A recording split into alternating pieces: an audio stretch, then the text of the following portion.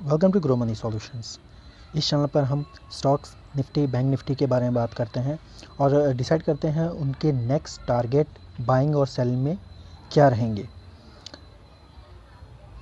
आज हम बात करने जा रहे हैं निफ्टी और बैंक निफ्टी के बारे में और डिसाइड करते हैं कि और देखते हैं, प्रेडिक्शन लगाते हैं इसका 9 मार्च 2021 को इसका बाइंग में क्या टारगेट रहेगा और सेलिंग में क्या टारगेट रहेगा बैंक निफ्टी और निफ्टी 50 में। चलिए स्टार्ट करते हैं। ये हमारा निफ्टी 50 का चार्ट है। ये वन डे टाइम फ्रेम का चार्ट है। इसका आज का जो हाई बना था वो 15,110 का बना था, लो बना था 14,921 का और इसने क्लोजिंग आके दी है 14,962 पे। ओके, अब हम वन डे के चार्ट के टाइम फ्रेम में देख लेते हैं कि इसकी मूवमेंट किस हिसाब से रहेगी। हम एक ट्रेंड लाइन ड्रॉ करते हैं। एक ट्रेंड लाइन हम ड्रॉ करके आपको दिखा देते हैं कि किस बिहाफ पे कैसे मतलब इसका मूवमेंट रहेगा। वैसे बेसिकली इसका जो मूवमेंट है आज मतलब काफ़ी दिनों से इसका जो मूवमेंट रह रहा है वो कंसोलिडेशन फेज़ में चल रहा है, यानी कि ना तो ये ज़्यादा अपसाइड मूवमेंट देता है और ना ही ये ज़्यादा डाउन साइड मूवमेंट देता है। एक और चीज़ मैं आपको बताना चाहूँगा, ये जो ट्रेंड लाइन है, ये ट्रेंड लाइन एक ये दर्शाती है कि इस ट्रेंड लाइन से ना तो ये अपसाइड जा रहा है और ये इस ट्रेंड लाइन से नीचे ही शो कर रहा है। ओके, अब हम बात करते हैं इसके 5 मिनट के मतलब 5 मिनट के टाइम फ्रेम के चार्ट के बारे में, जिससे हम डिसाइड करने में पता चलेगा कि हाँ, ये निफ्टी 50 9 मार्च को क्या अपनी मूवमेंट दे सकती है। चलिए देखते हैं। ये निफ्टी 50 का 5 मिनट टाइम फ्रेम का चार्ट है। चलिए हम देख लेते हैं इसके 9 मार्च में क्या मूवमेंट हो सकती है। मैं आपको एक ट्रेंड लाइन ड्रॉ करके दिखाता हूँ। मैं एक ट्रेंड लाइन इसके हाई लेवल से लेके इसके सेकंड हाई लेवल पे ब्रेकआउट करते हुए मतलब टच करते हुए एक ट्रेंड लाइन ड्रॉ करता हूँ, जिससे हमें अप साइड के मूवमेंट का पता चलता है।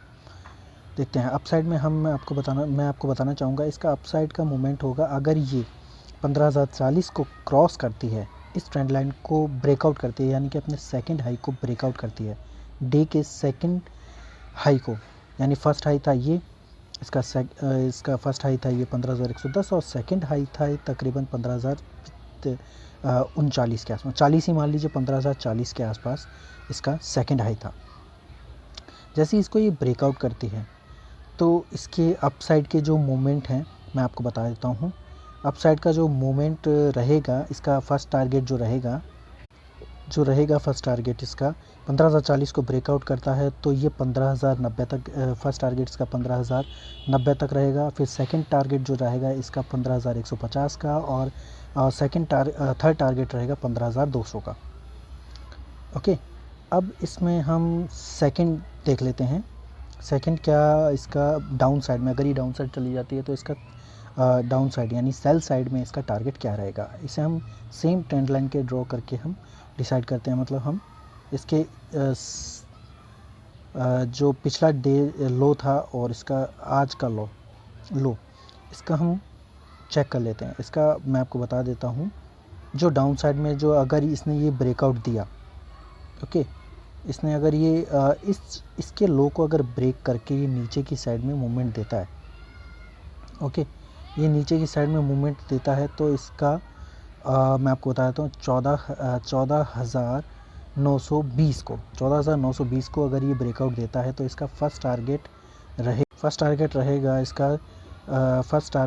इसका लो, यानी कि 880 का। सेकंड टारगेट रहेगा इसका 820 का और थर्ड टारगेट रहेगा 720 का। ओके, ये थे हमारे निफ्टी के बारे में। अब बात कर लेते हैं हम बैंक निफ्टी के बारे में। ये वन डे के टाइम फ्रेम में हमने थोड़ा सा लॉन्ग टर्म के लिए जो तकरीबन 1 महीना भी हो सकता है, 1.5 महीना भी हो सकता है, हमने एक ट्रेंड लाइन ड्रॉ की है।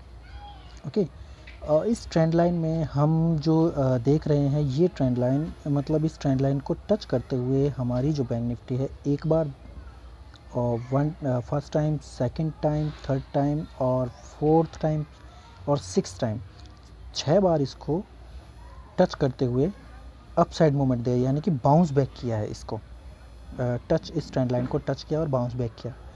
ये वन डे टाइम फ्रेम है, ध्यान रखिएगा आप बात, क्योंकि मैं ये थोड़ा लॉन्ग टर्म के लिए बात कर रहा हूँ। बैंक निफ्टी में वन डे टाइम फ्रेम। अगर मान लीजिए मैं आपको एक और चीज़ बताना चाहूँ कि जैसे कि ये अभी जो बैंक निफ्टी है वो बैंक निफ्टी क्या कर रही है कि अभी ये नो ट्रेडिंग जोन में चल रही है। नो ट्रेडिंग जोन का मतलब मैं आपको बताता हूँ, ये छोटे से एरिया में कंसोलिडेट करी है। जैसे कि आपने ये देख लिया होगा, मैंने एक रेक्टेंगल बनाया है, रेक्टेंगल बना के आपने चेक कर देख लिया होगा कि हाँ इस जोन से अगर ये नीचे की साइड में ब्रेकआउट देती है, यानी कि इस जोन से अगर ये नीचे की साइड में ब्रेकआउट देती है, इस ब्रेकआउट करते हैं यानी 34,830 को ब्रेकआउट देते हैं, इसके लो को, यानी कि बड़ी सी कैंडल जो आप देख रहे होंगे, इस बड़ी सी कैंडल का जो लो है वो है 658 का। ठीक है, 658 को अगर एक बार ये क्रॉस कर देती है तो इसका लॉन्ग टर्म में फर्स्ट टारगेट नीचे की साइड में 33,950 और जो लास्ट टारगेट जो बन के आएगा वो 32,753 तक का बन के आ सकता है लॉन्ग टर्म में। ओके, अब रही बात अप साइड में अगर इसके इस रेक्टेंगल के अप साइड के मूवमेंट, मतलब इसके अप साइड को इसको अगर ये इसको ब्रेकआउट देती है, यानी कि ये जो ऊपर वाला एरो ना इसको ब्रेकआउट देती है, यानी कि मैं आपको दिखा देता हूँ इसका, यानी कि 35,600 मतलब 35,680 या मतलब 35,700 के तकरीबन अगर ब्रेकआउट देती है, यानी कि ऊपर की साइड में मूवमेंट करती है। ओके, तो फर्स्ट टारगेट इसका 338 रहेगा, 36 और 36,338। सेकेंड टारगेट 37,595 और इसको ब्रेकआउट करती है तो अब ये 38,800 तक भी पहुंच सकती है। ये तो यार ये तो था कि वन डे के टाइम फ्रेम में लॉन्ग टर्म का क्या रहेगा। अब बात कर लेते हैं हम वन डे का, नेक्स्ट 9 मार्च को क्या रहेगा इसका। अब इसमें ये 1 आवर का चार्ट का टाइम फ्रेम है। देख लीजिए, ये एक ट्रेंड लाइन मैं आपको ड्रॉ करके बताता हूँ, ये काफ़ी बार यहाँ पर कंसोलिडेट हुआ है, यानी कि यहाँ पर यानी 35,030 से लेके 35,050 के लेवल पे 35,030 से लेकर 35,050 के लेवल पर ये काफ़ी बार कंसोलिडेट हुआ है।